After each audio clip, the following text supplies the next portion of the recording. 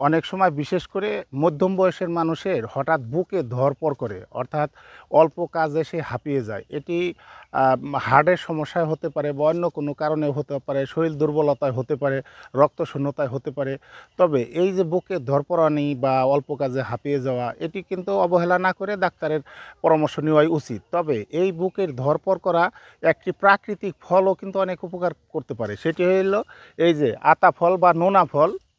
এই যে আতা ফল, এটি দেখতে কিন্তু অনেকটাই আমাদের যে হৃৎপিণ্ড, এই হৃৎপিণ্ডের মতো সাদৃশ্য আছে। এর জন্য এই ফলটি হৃৎপিণ্ডের জন্য ভালো। কেন ভালো?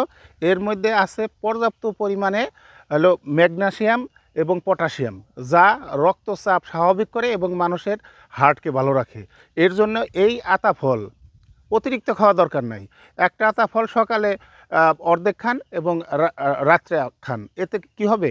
কয়েকদিন খাওয়ার ফলে দেখবেন যে আপনার বুকের যে এই যে ধড়পড়ানি, অল্প কাজে হাঁপিয়ে যাওয়া, এ থেকে আপনি অনেক উপকার পাবেন এবং উপকার বোধ করবেন।